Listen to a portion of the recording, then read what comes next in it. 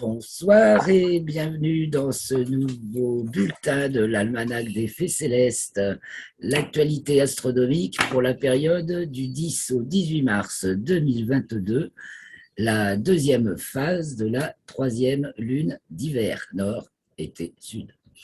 Donc, bonsoir Hervé, bonsoir Christophe, je suis ravi que vous soyez avec moi et on va parler de tout ce qu'on va voir cette semaine. Donc, on va bien voir la Lune, puisque on va du premier quartier à la pleine Lune. Donc, on va la voir dans le ciel dès le début de la nuit et elle va se lever au jour de la pleine Lune. Elle se lève quand le soleil se couche, alors qu'avant la pleine Lune, elle se lève dans l'après-midi. Et chaque jour, le jour du premier quartier, elle se lève au midi, vrai, à peu près, puis chaque jour un peu plus tard. Mais donc, on la voit dans le ciel l'après-midi, et donc c'est signe qu'elle est croissante. Quand on voit la lune l'après-midi dans le ciel ou en début de nuit, c'est signe qu'elle est croissante. Et effectivement, elle est croissante puisque nous allons du premier quartier à la pleine lune. Alors, on va commencer par regarder. Je vais quand même un peu dire quels sont les événements marquants de la semaine. On a l'opposition de Soleil, non, la conjonction pardon, du Soleil à Neptune, c'est-à-dire l'alignement Terre, Soleil, Neptune. Neptune est derrière le Soleil, donc on ne la voit pas du tout. Ça, c'est le 13. Le 5, c'était celle de Jupiter. Donc, on a une nouvelle Jupiter et maintenant, nouvelle Neptune. On entame un nouveau cycle de Soleil-Jupiter, puis de Soleil-Neptune. Ça dure un peu plus d'un an. Pour Neptune, c'est à peine plus d'un an. Donc voilà, qu'allons-nous voir cette semaine? Je parlais donc des événements d'abord. Les événements, c'est donc la conjonction du Soleil-Neptune et celle de Vénus à Mars qui se produit et se reproduit encore puisqu'elle a lieu dans le plan équatorial le 13 et qu'elle avait eu lieu le 5 ou 6, lequel jour exactement? S'il te plaît, Christophe, il faudrait couper ton micro ou stopper les bruits. Elle avait eu lieu le 6 dans le plan écliptique. Donc, on a Vénus et Mars qui vont être très proches toujours. Et puis, on ne voit pas Jupiter, on ne voit pas Neptune, tout ça. Alors, commençons par aller voir la Lune. Je partage l'écran. On va sur Stellarium.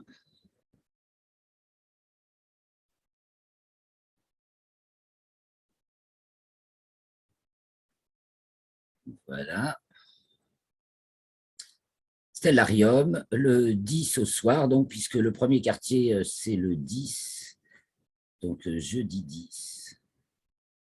Donc, au moment du coucher du soleil, qui est pratiquement à 19 heures, pas encore tout à fait, le 18, c'est à 19 heures.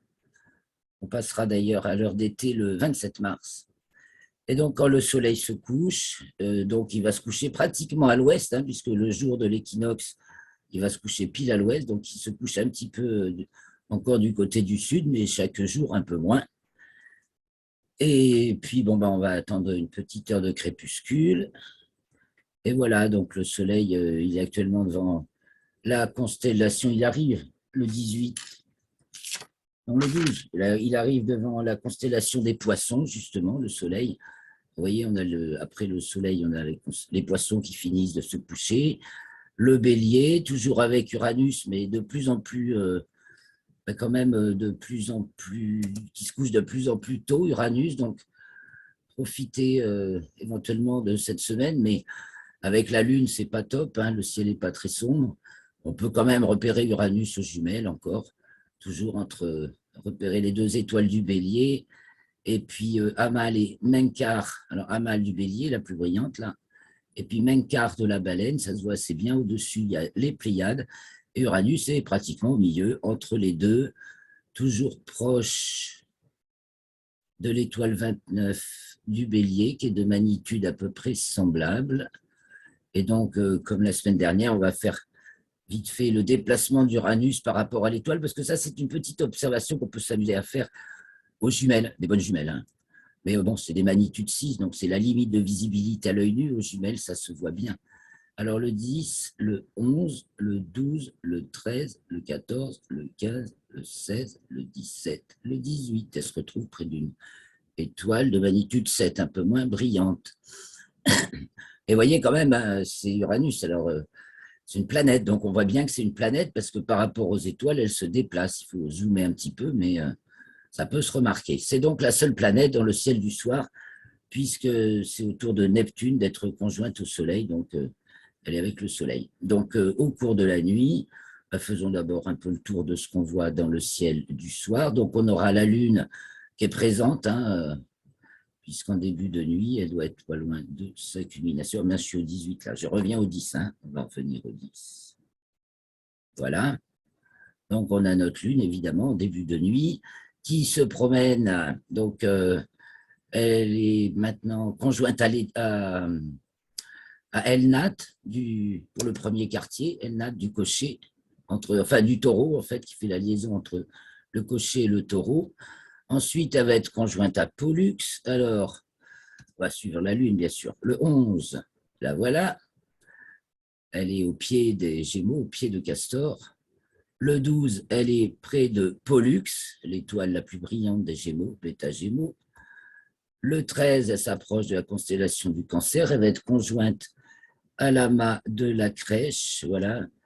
Le 14, au soir, elle est passée de l'autre côté de l'amas de la Crèche. Donc, un amas ouvert assez facile à voir aux jumelles. Bon, évidemment, quand il y a la Lune, non. Le 15, elle s'approche du Lion, elle va passer au-dessus de Régulus, Régulus du Lion, elle y est conjointe donc le 15 ou le 16 exactement. Le 16, elle est conjointe à Régulus le 16 et le 10, voilà, le 16, elle passe sous le Lion, le 17. Et le 17, eh bien, elle se lève tout juste en début de nuit, puisque c'est la nuit de la pleine lune. Donc, pour cette nuit de la pleine lune, qui a lieu, la pleine lune qui a lieu à 8h17, le 18 mars, jeudi 18 mars à 8h17, eh bien, non, même vendredi, vendredi 18 mars à 18h, à 8h17 du matin, donc la nuit de la pleine lune, ça va être du 17 au 18. Alors revenons une heure plus tôt pour la voir se lever. Elle se lève grosso modo aux alentours de 18h15. Donc le soleil n'est pas encore couché, c'est normal, on est avant la pleine lune. Elle est, voyons, en latitude nord, donc elle est au-dessus du plan de l'écliptique, donc elle gagne en levée et en coucher, elle gagne en présence par rapport au soleil qui est quand il est sur l'écliptique, à la même longitude. La lune, du coup, elle a de la latitude et ça lui fait, à ce moment-là, en latitude nord, ça lui fait gagner de la présence dans le ciel pour l'hémisphère nord. Donc, elle se lève aux alentours de 18h15. On va la suivre au cours de la nuit. Elle est donc devant la constellation, peut-être bien de la Vierge déjà, oui, elle vient d'arriver devant la constellation de la Vierge. Elle est juste sous le Lion. Alors, la voilà à 19h et des poussières. Elle est pile à l'est, 19h13.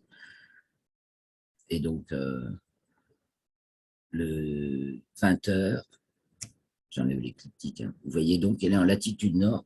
Elle est dans tous ses maximums. Alors, elle est à l'apogée. La Lune est à l'apogée cette semaine. Donc, juste après le premier quartier, hein, le 11 à 0h03. Le premier quartier étant advenant à 11h45 le 10. Donc, elle est à l'apogée le 11 à 0h03. Ensuite, elle est hors limite zodiacale déjà depuis le 9 par rapport au plan équatorial. Alors, je trace l'équateur, il faut toujours que je retrouve la ligne. L'équateur, elle est bien au-dessus du plan équatorial. Donc, elle va être hors limite zodiacale. Donc, elle est hors limite zodiacale du 9 au 14. Et elle atteint aussi sa latitude maximale. Donc, elle est dans toutes ses hauteurs. Et au cours de la semaine, c'est le 15. Donc, la Lune est dans toutes ses hauteurs, au maximum. Alors là, voilà à 21h de la nuit de la pleine Lune.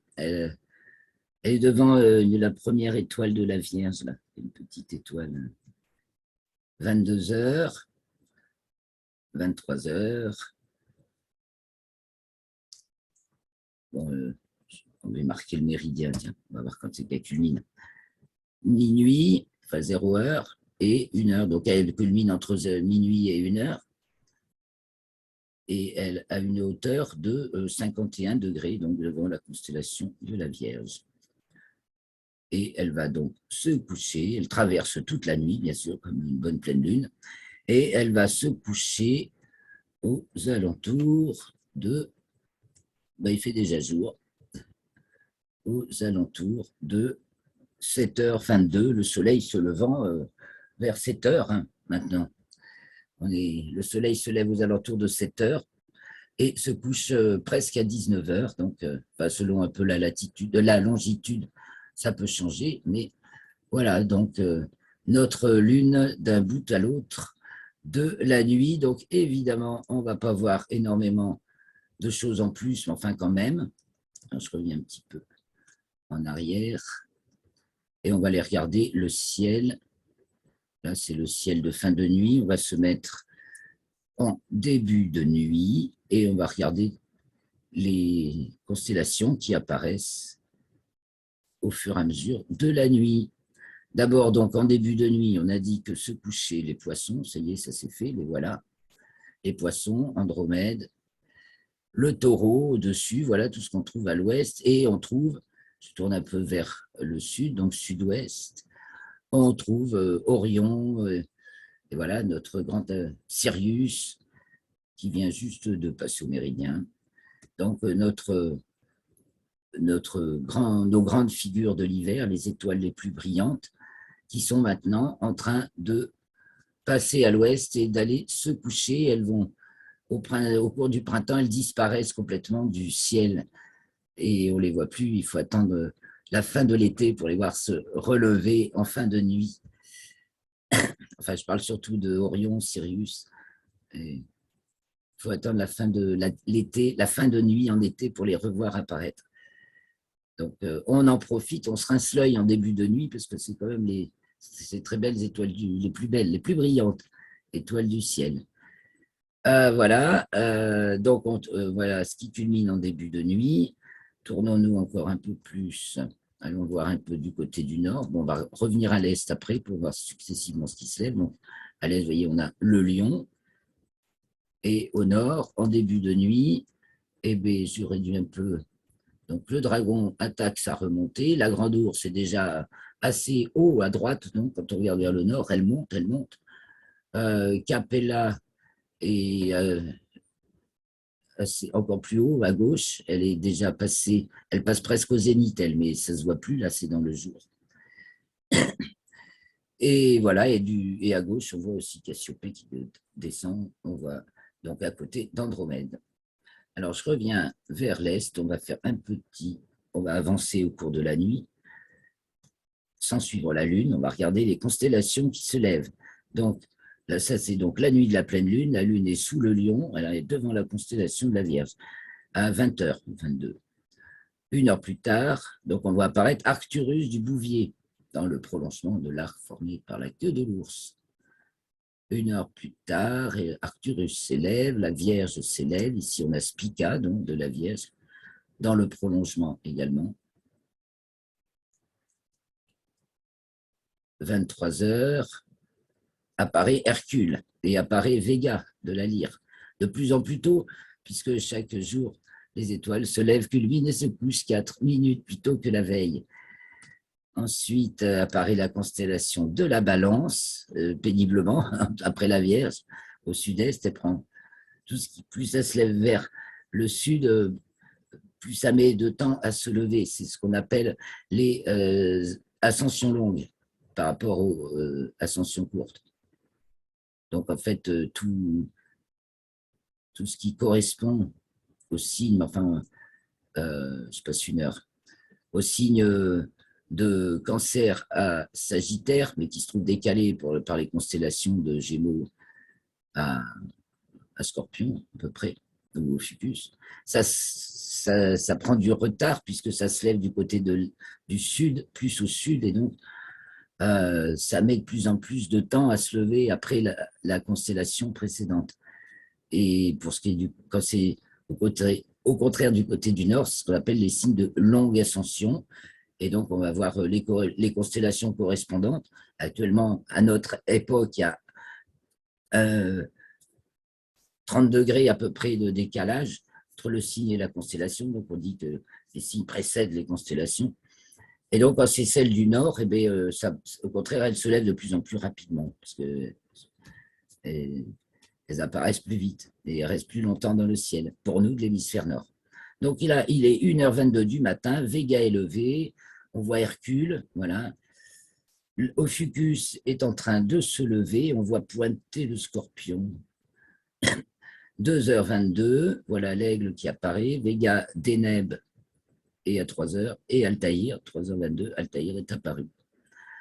4h22, 5h22, et voilà, au matin, l'intérêt, c'est les planètes.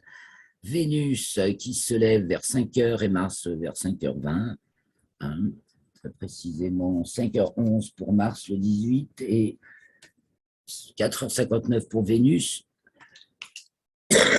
Donc, à partir de 6h du matin, on guette aux alentours de 6h, on guette le lever de Vénus, c'est celle qu'on voit le plus facilement, et de Mars,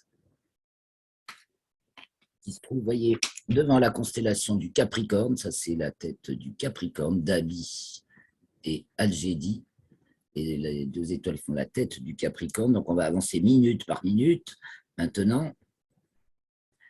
Donc le Capricorne s'élève avec Vénus et Mars, qui sont au plus près l'une de l'autre le 13, hein, elles sont en conjonction dans le plan équatorial. Elles se sont vraiment tenues dans un mouchoir de poche à 4-5 degrés d'écart, Vénus au-dessus de Mars depuis le mois de février, depuis la mi-février. Elles s'accompagnent. J'ai fait 1 heure, là, faut pas. Ah, c'est la subtilité de la souris. Donc, on peut même commencer à voir Saturne. En fait, nous, à nos latitudes, non, parce qu'elle est vraiment trop bas. Elle reste très bas sur l'horizon, évidemment, dans la constellation du Capricorne. Et autant sous les tropiques, ils peuvent en profiter. Alors, on peut se faire un petit look sous les tropiques. Allons, bah tiens, allez, je retourne en Uruguay. Hein. Ça vaut le coup. Là, c'est un peu petit, je crois que c'est là. Ça va le faire. Ça va le faire. Et donc, on les cherche, Vénus et Mars. C'est que ce n'est pas la même heure. Il faut prendre 3 heures de plus. Voilà. 4 heures de plus. Donc là-bas, oui, parce que vu que l'écliptique est beaucoup plus penché sur l'horizon, donc l'angle est beaucoup plus perpendiculaire, donc Saturne s'élève beaucoup plus vite. Donc on peut voir Saturne et on peut même voir Mercure encore. Enfin non, ça paraît difficile.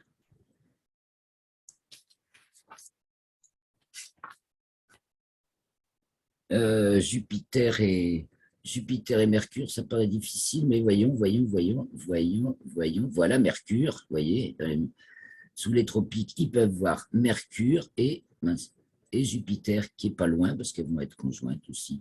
Enfin, Jupiter, c'est encore très difficile parce qu'elle était conjointe au Soleil le 5. Enfin, voilà comment ça se présente. Je réduis le champ. Voilà, au petit matin, sous les tropiques, on peut voir tout cet alignement qui se place, bien sûr, sur l'écliptique. Tandis que chez nous, on ne verra, on voit Vénus et Mars et on est content. Bon, 4 heures plus tôt. Et on est content. Voilà, pour le ciel, de ce qu'on peut voir dans le ciel cette semaine. Alors, je vais reprendre peut-être un peu. Je crois que je vais basculer directement sur les événements de la semaine, un petit récapitulatif donc, de tout ce qui se passe cette semaine. Donc, vous l'aurez sur le site, je mettrai l'article en ligne demain ou plus tard, hein, fin jeudi 10. Puisqu'aujourd'hui, nous enregistrons, nous sommes mercredi 9. Donc, jeudi 10 à 2h32, Mercure entre dans le signe des Poissons. Et elle est déjà devant la constellation du Verseau, tout juste. Hein, Mercure et Vénus tracent. Mercure trace de son côté, c'est Vénus et Mars qui tracent ensemble, pardon. Donc, jeudi 10h03, 11h45, c'est le premier quartier dans le 20e degré du signe des Gémeaux pour la Lune et des Poissons pour le Soleil. À 17h55, la Lune est conjointe à Elnat du Cocher, comme on l'a vu tout à l'heure. Elle passe 3 degrés au sud de l'étoile. Et elle est à l'apogée le 11 à 0h03, donc au plus loin de la Terre, 404 268 km. Elle entre dans le signe du Cancer à 8h24.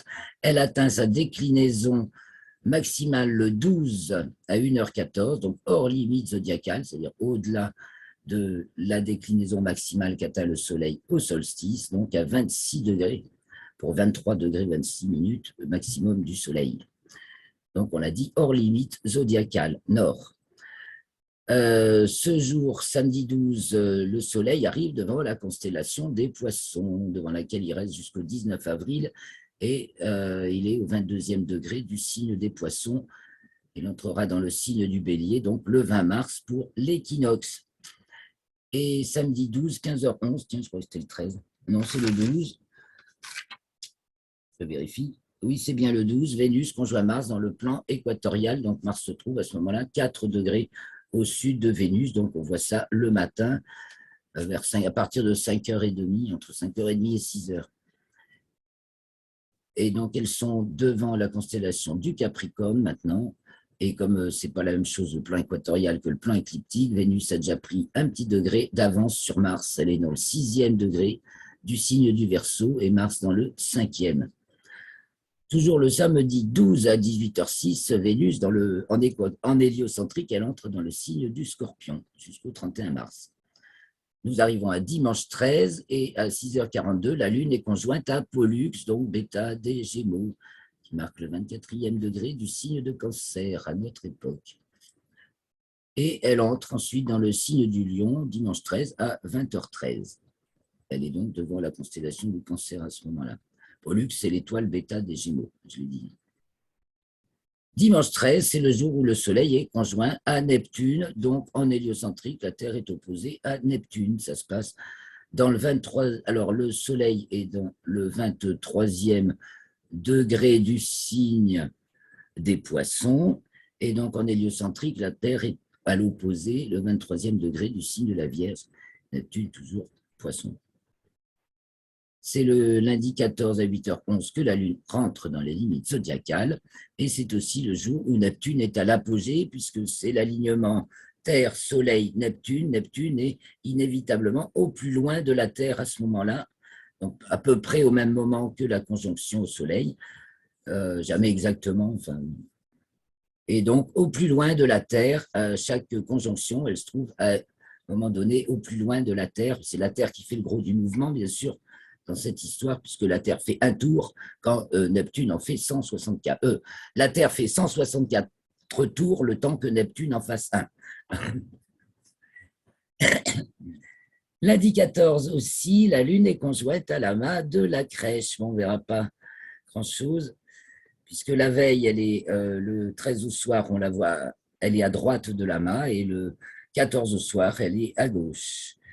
L'amas de la Crèche marque de nos jours le 8e degré du signe du Lion. Il est donc situé dans la constellation du Cancer.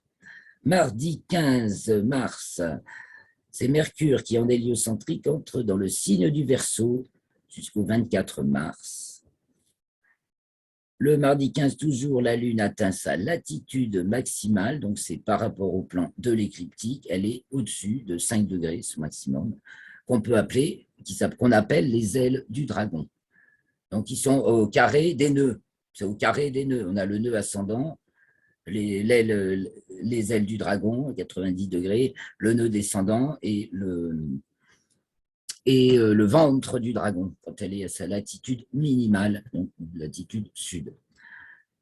Nous arrivons à mercredi 16, la Lune entre dans le signe de la Vierge, et donc elle est conjointe à Régulus. Ça se voit, quand la Lune entre dans le signe de la Vierge de nos jours, ça se voit, elle est conjointe à Régulus. De même que quand elle entre dans le signe des Gémeaux, ça se voit, elle est conjointe aux Pléiades. On a une époque extraordinaire où les Pléiades marquent le premier degré du signe des Gémeaux et Régulus marque le premier degré du signe de la Vierge.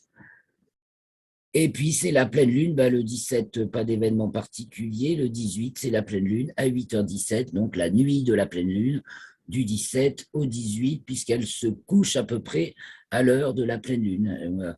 Quand on regardera le thème tout à l'heure, on verra que la lune est près de son couchant, ou même pile au couchant. Et puis, 4 heures plus tard, elle entre dans le signe de la balance, car la pleine lune a lieu dans le 28e degré du signe de la Vierge pour la Lune et des poissons pour le Soleil. C'est vrai qu'on est le 18 et dans 2 jours, c'est l'équinoxe. Donc, c'est vraiment une pleine lune équinoxiale.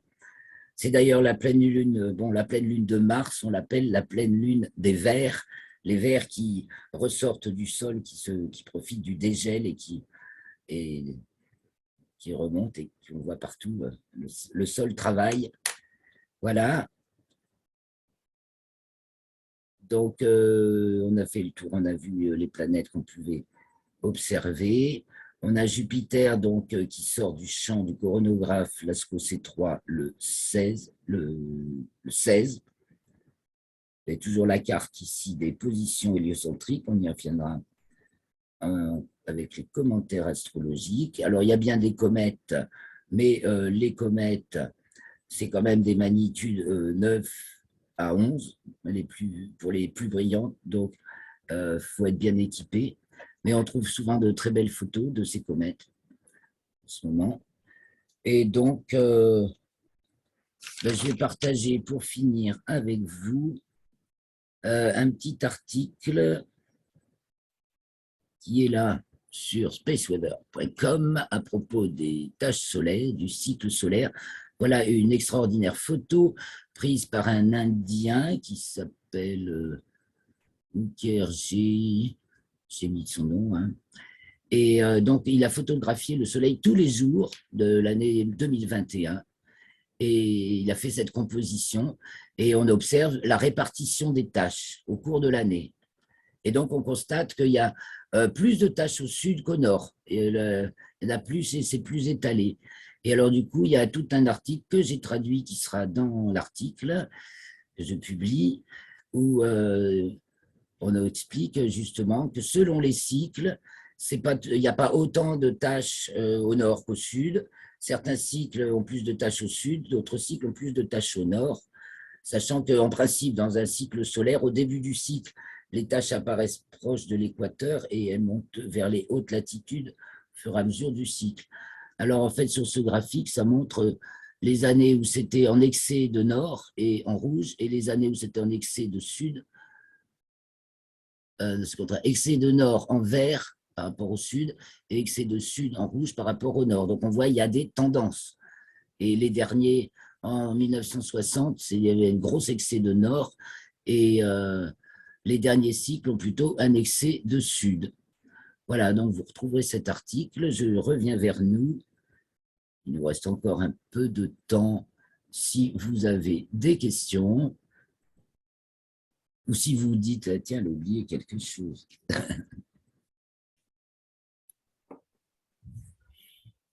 Vous êtes prêts Écoute, mais est-ce qu'il en conclut des tendances? c'est des Non. observations, là. Hein. Après, c'est peut-être à nous de réfléchir, ouais, de voir ce que ça. Si nous, on envoie des tendances, non, mais c'est déjà une. Je reviens sur l'article en question, mais je suis avec vous là. Pour l'instant, c'est une observation. On pourra peut-être corréler à autre chose, mais parce qu'il y a aussi des cycles équilibrés. Donc, ils disent que pour l'instant, le cycle 25 nous parle avec un accent du sud. Voilà, on attend, c'est plus un excès de sud pour l'instant au cycle 25, qui, dans l'article précédent, j'ai transmis aussi, c'était une étude, je reviens vers vous, mais je ne retrouve plus, à propos de Ah oui, de la fin de l'événement qui marque la fin du cycle 24 et le début du cycle 25, pour de vrai, sachant que les cycles se chevauchent. On a toujours le nouveau cycle qui apparaît sur la fin du précédent et qu'en fait, il se contrarie. Le vieux cycle contrarie le nouveau cycle jusqu'à ce que le nouveau cycle vraiment prenne ses marques, quoi, et que ce soit vraiment la fin du précédent. Donc ça, c'est dans l'article de la semaine dernière que vous pourrez retrouver, qui est déjà en ligne, lui, et donc que vous pourrez retrouver. Voilà. Je vous souhaite une bonne semaine bien lunaire, hein. On va être baigné par la lune cette semaine. Ça enrobe. Et on a aussi Vénus et Mars. Donc. Le matin, c'est chouette parce qu'il n'y a plus la lune encore, enfin, sauf le jour de la pleine lune, mais elle se couche de plus en plus tard en deuxième moitié de nuit. Donc, en fin de nuit, on n'a pas la lune et on peut en profiter. On aura peut-être quelques étoiles filantes avec le lion et la Vierge, puisqu'il y a des étoiles filantes. Un petit peu, c'est pas une grosse période. Et donc, le matin, on peut apprécier Vénus, Mars, maintenant on la voit. Et puis, nous, dans nos contrées septentrionales et loin de l'équateur, on n'a pas la chance de voir les autres pour l'instant, mais il y a aussi Saturne, Mercure et Jupiter qui apparaissent dans le ciel du matin, mais Mercure va disparaître car elle a passé sa meilleure période de visibilité le matin, donc elle va se retrouver bientôt en conjonction au Soleil, ce sera début avril. On va se donner rendez-vous pour l'équinoxe. Hein. La prochaine séance, ce sera celle de l'équinoxe qui arrivera très vite. Le 20, on entre dans le printemps. Youpi! Ça s'ouvre, c'est ça le principe, la pleine lune des vers. On voit que ça grouille, la vie grouille. C'est bien le sens du signe des poissons aussi, ça grouille par en dessous, là. Il y a de la pleine vie, en fait.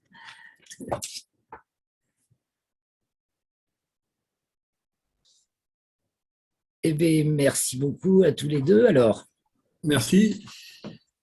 donc, je vous souhaite une très bonne semaine et je vous dis à bientôt. On fera certainement la vidéo la veille, hein, quand je ne suis pas trop prise de four. Donc, le 17. Le 17, ce sera donc le jeudi 17 mars. Rendez-vous pour le prochain bulletin astronomique. Merci à vous. Que du bon, tout le meilleur. Bonne semaine. Bonne semaine. Salut.